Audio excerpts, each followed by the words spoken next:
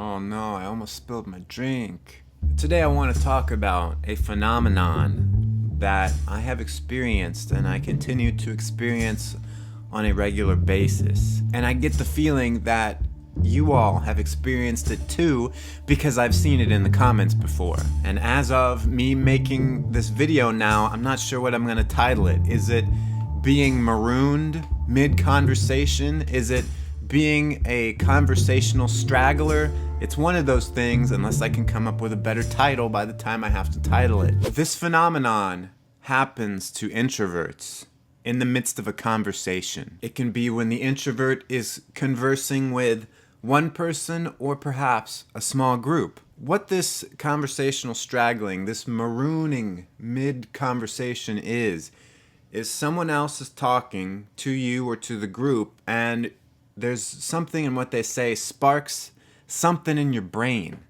And you're like kind of excited and you're like, oh, I have something to say now. Up to that point, maybe you were just listening intently, but now, now you know something that you can add to the conversation. Or maybe you start to chew on it a bit more, the thing that this person just said. Meanwhile, it's not like these people are scanning your face to see signs of this inner work going on. So meanwhile, they just keep on talking. And it takes a while sometimes to completely process this thing because you're wanting to go deep. Introverts, they live in their head, right? And so it's fun for an introvert to kind of go in there and process something. And then when you resurface, you realize that the conversation has moved on entirely. They're on to a different topic. And then you think to yourself, oh, well, maybe I can still fit it in there and be like, hey guys, remember that thing you said, 20 seconds ago?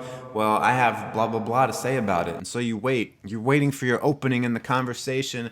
But to your chagrin, the conversation just keeps getting further and further away from that thought, that great response that you had, until the point when there's finally a little bit of space and you jump in and you say, hey guys, remember that thing we were talking about 20 minutes ago? Well, here's what I had to say about it. And then everyone is like, okay. That is if you bring it up at all. Usually it's just like, well, there's no point in bringing that up now because I'll look like a dummy head. Unfortunately, this turns you into that impolite person who's just waiting for their turn to speak. Like you have you're halfway into the conversation. You're following it enough to know that it's going away from where you want it to go. But you're also trying to keep a bookmark in your head at where the conversation was so that when you finally have a turn to speak, you can flip back the pages and be like, wait, what about this that we were just talking about? And if you're polite like me, you don't want to interrupt. If you're like me, it's also really easy to interrupt you. So it's sort of like this constant losing game of getting talked over and never being able to then wedge your way into a conversation. I think a lot of why this happens is that I think if this happens to you in the same way that it happens to me, it is because when you are presented with some kind of idea, you just want to keep drilling down into it and you want to explore the idea fully, the concept fully, the subject at hand. But a lot of other people don't have that same interest. I would say most people prefer to just kind of skim over things and then move on to the next thing. They don't want to climb to the top of a tree and see the whole view. They just want to kind of get to the first branch and then say, oh, look, that other tree looks good. And then they jump down and go to the next tree. I don't know where that tree metaphor came from. I literally just thought of it as I was speaking. I didn't plan it. That's how smart I am. I come up with the best metaphors. That's why this channel won Best Metaphor Award 2003 and brought home the silver medal. This channel has also won awards in Best Commercial Breaks, so why don't we take an award-winning break right now? A lightning fast 56 kilobits per second. Thanks for sitting through that award-winning break. Speaking of interruptions, one of the... Oh, that would have been good to do before the commercial. I wish I'd thought of that. The thing about interruptions that's interesting, though, is I feel like most conversations consist of a bunch of interruptions because most people don't don't want to wait for other people to stop talking, and it's like this fight. You've got to get your words in. I get mad when people like cut off my last few words, and even if it's like they're excited about what I'm saying and they want to jump in and put in their 2 cents, that should make me feel good, right? That what I'm saying people get excited about, but I'm just like, dude, let me say the last few words. Please. That's why I love YouTube. You can't interrupt me. You have to listen. Or if you interrupt me, I don't know. I can't tell. It's almost like everyone kind of knows this. Everyone knows you have to butt your way into a conversation, especially in a group setting, in order to say anything. God help you if you're stuck with a bunch of extroverts, you're never going to get a word in. And since they're all playing the same game where they expect to be interrupted, and they're like, if you want to talk, you got to fight your way into it. When you're there, the introvert, it gets to a point almost where you're one of those rude people who's not in the conversation. You're just listening to the vocal cadences and waiting for a pause that is, zero point 0.1 milliseconds long enough. That's a really short amount of time. I don't know why I picked that number, so that you can jump in. And I don't like being that guy. I like to actually listen to what people are saying. So a lot of times I'm just silent. I'm the silent observer who takes in everything. And since I don't like to butt my way in, since I don't like to play that game, I kind of just observe usually and don't say anything. And then when I have the chance to say something, it's because the extroverts around me tired themselves out.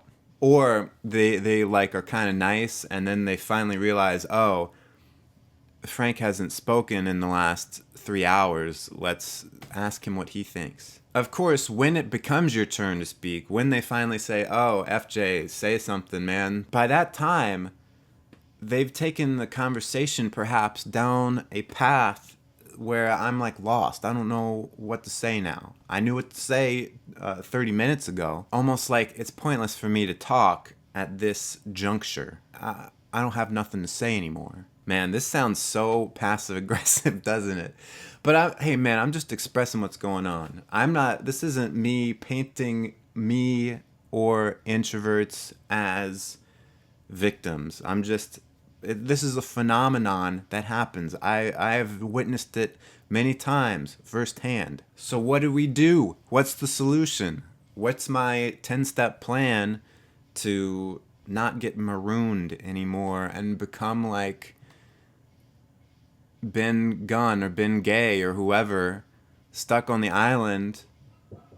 Well, first of all, you can just become an observer and be okay with it, and just if they throw you a conversational breadcrumb, then you can jump in, and that might be just fine for a lot of people. Unfortunately, I think that the thing you've got to do is kind of toughen up and just learn to play the game of fighting your way into a conversation. It's difficult at first because you're bound to like overdo it if you're not used to it, and so people are going to be like, whoa, you're being really aggressive. What's going on? Like they'll be talking and you'll jump in and say, I got something to say. And they'll be like, whoa, okay, what do you have to say? And then you're like, just wanted to say that, I just wanted to say that I think things are going really well, and yeah, that's all.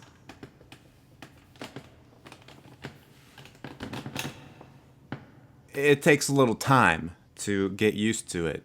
And the other thing is, as an introvert, maybe the way you get into it is you just make it count. You only pick the times to horn your way into a conversation when you feel like, yes, I'm in my element. I can add something and bring joy and laughter and a sense of oneness with the world to everyone around me. It's tough though, because I don't like interrupting people, so you just gotta get over it. You just gotta start bulldozing people is what I'm trying to say.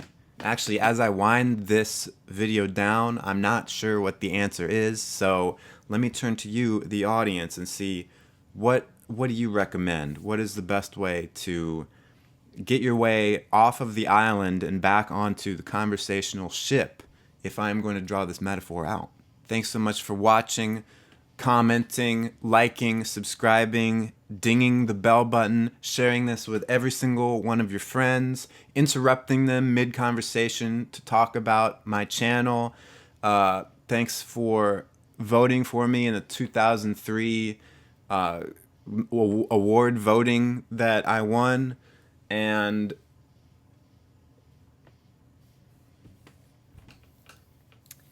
please write your congressman. Can I interrupt this conversation to spread my message across the nation?